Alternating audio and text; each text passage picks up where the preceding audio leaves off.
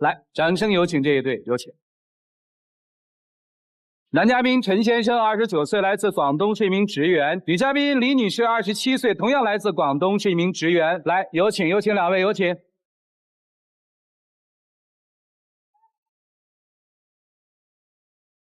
欢迎两位哈，结婚几年了2年多了。谈恋爱谈了多久啊13年7月份开始谈，也算有时日了哈。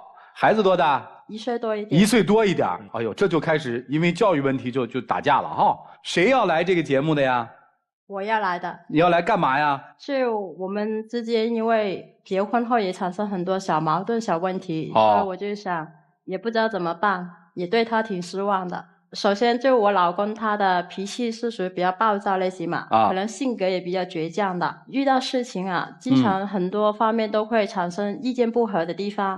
那一有意见不合他就会发脾气啊。例如就今年5月份我们就去迪拜旅游嘛，那个行程是从香港机场出发，然后我们前一天晚上就在深圳住，到了深圳我们就先吃东西，可能在吃东西的上面吐了一些小粪就，然后他生气了，他就自己就走了。因为我也觉得很心寒，每一次都觉得。因为当时吃东西，我也是先问过他想吃什么，然后准备去到那一家了，然后他说又想吃什么，又变化了，就是这一分钟说这样，下一分就另外一样，我也很难跟上你的。明白。其实是他不能理解我的意思，我觉得。听明白了吗？他的意思是说，老公，吃火锅哦，不是说要吃火锅。是老公吃火锅，你看可以吗？你得说吃哪一家火锅呢？是吃羊肉锅呢，还是吃牛肉锅呢？是吃清锅呢，还是吃红锅呢？是这意思吧？对啊，就是他得这样哈。对啊。哎，好累啊！听明白了吧？明白。都是这种事儿是吧？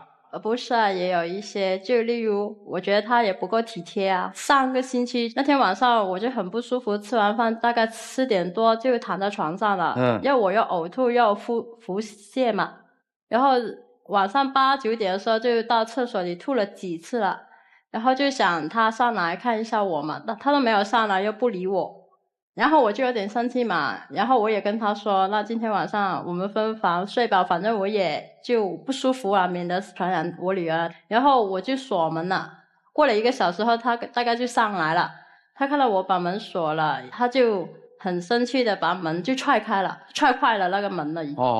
那时候我就真的很害怕，我不知道他想要干嘛，就吓了我一跳嘛。他把门踹坏了。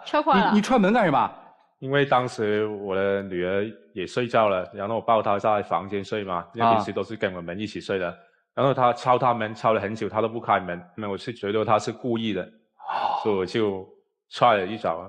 女儿在哪儿呢？当时我先把女儿交给我妈妈抱着，然后我再踹门呢。踹开了。对。后来谁修的门呢？我。还有别的事儿吗？不体贴啊，这个帽子扣得好。有啊。除了不懂我还不体贴。他也不会照顾我啊。他不会照顾你啊。我觉得他也就不够浪漫了。不够浪漫。不会花点心思在我身上，我觉得就是。比如呢？就等于我是一个比较注重仪式感的人呐，那些生日啊或者纪念日什么的，就一般大家都会出去庆祝吃个饭什么的。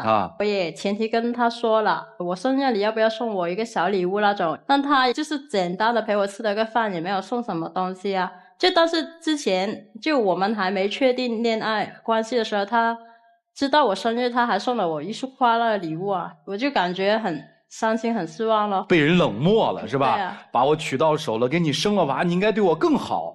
结果你看我过生日是吧，连个花都没有，是这意思吧？对啊。因为可能是我个人性格问题啊，我也是比较朴实的，没有那么浪漫的。那你追人家的时候怎么送花呢？所以女孩子肯定要花点心思啊。她现在不是女的了？现在已经结婚在一起那么多年了所以现在就没把那么多精力放在她身上，现在主要精力都放在女儿身上，还有工作还有家庭呢。听明白了啊？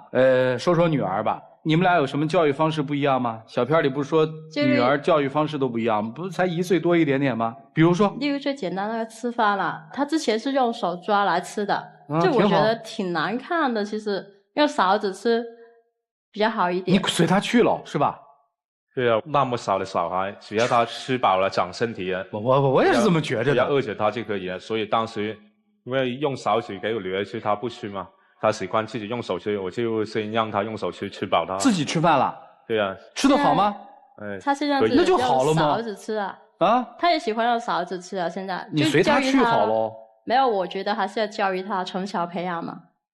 啊。因为主要是他的性格真的很暴躁的那种，我觉得他就是从小就养成这种习惯，他就控制不了。所以你觉得对女儿的教育上要对啊，好好的收敛她。对，因为我女儿也是很难教的那种人。跟她说过吗？说你这样脾气暴躁，我不喜欢，说过吗？每次都说，肯定。你为她改变了吗？你自己觉得？我个人感觉我已经改了很多，因为在她没认识她之前，我的容忍的底线就没这么低。比如说当时的底线这么高，现在可能就低了这么多了。但是她对你的改变，她满意吗？你告诉我。我感觉到她应该不满意，因为从一开始她就说过我很多次，然后我就慢慢改，慢慢改。但是你都知道，性格那些问题不是一时三刻就可以改啊。我们结婚到现在才2年，刚刚2年，未来日子还很长，我们还有几十年的日子要过。我希望他能给我时间，给我机会，让我慢慢改过来。哎，你自己觉得说我性格哪一部分是需要改的？性格比较暴躁啊，比较冲动啊。暴躁和冲动，你自己有意识是吧？有。你怕他吗？平时不是很怕，他发脾气的时候就怕。我很好奇的问一句啊，就是你大概应该是知道他是这种脾气的人，对吧？那你针对他这个问题，你做过什么改变吗？因为我自己本来也不是一个脾气特别好的人，知道他是这种情形，很多时候我想发脾气的时候，我已经忍住自己了，我就怕会触发那个更加爆的地方。所以其实对你们俩来说都挺看重这段感情和这段婚姻的，对吧？男生也觉得自己在改变，是啊，慢慢但是男生觉得我是在放低我的底线，对不对？对，你不满意我，女生会觉得说，我知道你脾气暴，我脾气暴，我再容忍你啊，你为什么还不能改，对不对？然后才会发现，就出现了前面说的那些我们听起来好像无关痛痒的小事儿，但是在你们心里面可能都像一个坑一样，就记在那儿了，对吧？女生会觉得说，你看这么点小事你都不谦让我，不谦让我就算了，你还发那么大的脾气。男生会觉得说，我已经很容忍你了，对不对？对，你翻来倒去的这点破事儿，我容忍你，为什么还不接受我？是不是这样？是。但是两个人又觉得这个情感你们很在意，对。而女生就说，你看我的孩子不能像他父亲那样，所以要约束他，这就出现了小片里说的所谓的在管理孩子问题上的冲突，是不是有那种无力感，想好也不知道怎么好？这段情感应该怎么调整呢？听听老师们的意见吧，一起进入丘比特问卷。对于孩子拿手吃饭这件事情，从育儿的角度来说，是锻炼孩子精细动作一个必不可少的过程。因为他从5指抓握到4指抓握到3指抓握到2指抓握，这是必须要经历的。所以你不要急于求成。我发现你所有的事情可能都有点急功近利，急于求成，就是你怕孩子会变成可能说像父亲这样脾气不好，所以你一定要在一定的时间之内把它框在一个框子里面。但往往有的时候越是这样，越会适得其反。我们刚才听到了很多的事情，一开始我想说的，你有点矫情和作，我要浪漫，我要男生猜我的心思，我要怎样，我要怎样。其实你就是为了让他多关注我，你也应该要有所改变。男生这边我就只说一句话，当你每次想要发脾气，情绪不稳定的时候，想想自己的女儿。你想想你的女儿如果以后交到一个你这样的男朋友，以后嫁给你这样的一个老公，你会不会想过去抽死那个男人？好，谢谢。好，谢谢张老师。我先跟男孩来说，谁都不可能始终控制自己的情绪，对不对？但是我能够渐渐的让自己控制情绪的能力增强，想别人的时候多一点，久而久之，其实你就会在想一件事情的时候，你的反射的时间你会拉长了，哎，你就会控制了。所以慢慢的，你多为对方想一点，你就会控制自己的情绪。同样，男孩有的时候性格啊爆发的过激点是因为你而起的。有些事情你不说出来，你觉得他会知道，但是他不知道。所以啊，你的性格是可以影响到他的，或者说你是可以触发他那个爆发点的。做好自己哦，调整好自己，你们的之间就不会有那么多矛盾存在。你们俩共同关注的一个问题，再次告诉你，孩子，你们俩的情绪，你们俩的性格，你们俩的相处方式对孩子一定会非常深的影响。当你每次你们都要发脾气的时候，想想孩子，一样可能那件事情也过了。好，谢谢曲总。来，涂老师。首先我们得承认啊，性格的磨合本来就是一件痛苦的事情。别说两个人之间性格的磨合很痛苦，就一个人对于自己性格的克制和驾驭也是一件非常痛苦的事情。性是本性，与生俱来的，格是你处事的态度和自我的控制能力。每一种性格都有它好的一面和不好的一面，就看你把哪一面翻出来。你要是把好的那一面翻得多一点，你的性格就用得好；你要是坏的那面更多的翻出来，那么你性格相对于别人而言就是一种坏的性格。好的爱人往往能够激发对方性格当中更温柔和克制的一面，但如果你反过来你要跟他犟着来的话，你会使他更加暴躁。两个人在一起，如果老想着我们将来还有很多事儿要一起干的时候，你会发现我们就会不断的去调整自己性格当中的好和坏的那一面，但是永远不要妄图改变一个人的性格，改变不了。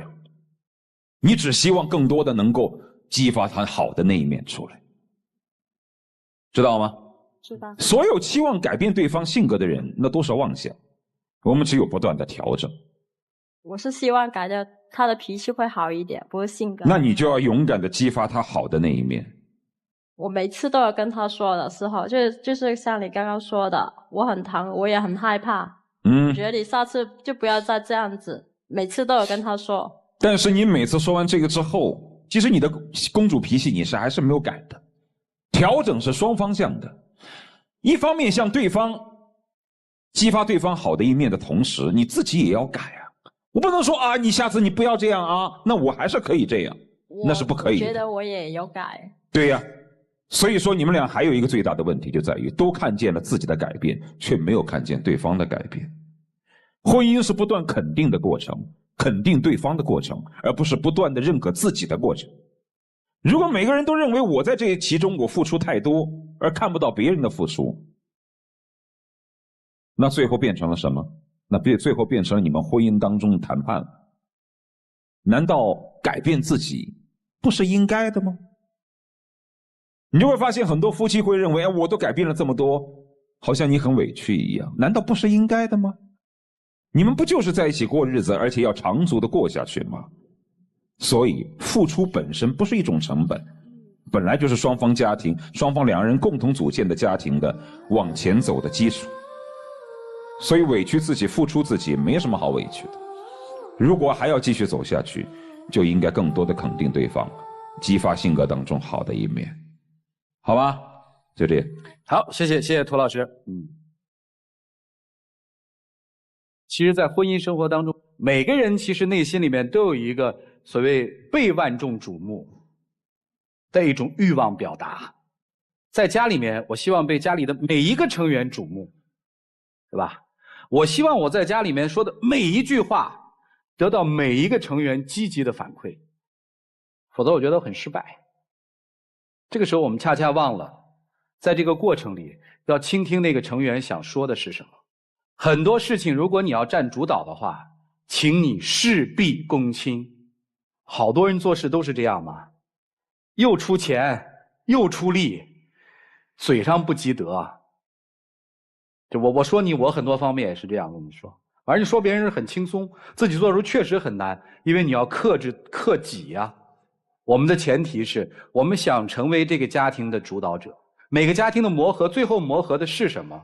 磨合的是谁在家里面起一个角色，因为总是要有人多承担一些的，一定要有一个方向。所以我觉得我们重新认识一下家庭这个概念。除了爱还是不够的，大概还需要一些智慧。这个智慧既有管理家庭的智慧，也有自我管理的智慧。千万不要跟女人动手，不管她对你做了什么，都不要跟她动手。因为你老这样，闺女儿看到以后，闺女儿未来找的人一定就是那样的。她想摆脱不找，但是她恰恰找的就是那样的，那是一个模型嘛。记住哦，为了闺女儿不要再那个。好了，一起进入那几天喝古方红糖，真情60。老婆，我知道我的性格不好，还有脾气暴躁，但是自从认识你之后，我就慢慢改过来。希望你在以后的日子里面能够继续给时间给我，给机会给我去改，因为我们才结婚2年，未来日子还很漫长。特别近半年以来，你也看到我们的改变，我们的人生情况慢慢变好了，女儿也慢慢长大，慢慢听话了，房子也买好了。希望你以后能继续跟我一起把这个计划走下去。我考虑一下吧。我感觉对你还是挺失望的。回忆当时不服输的你，天空会不会雨停，会不会来请亮灯啊，会不会幸福在终点等着我和你。一个人暴躁的性格不是因为被自由了他暴躁，而是因为被束缚久了他才会暴躁。如果你真想了解你的老公，童年他到底是在一个自由的环境里生活的，还是在一个被否定、被不断的否定的环境当中生活的，你可以问问他。好了，谢谢两位，请回吧，谢谢你们啊，请回啊。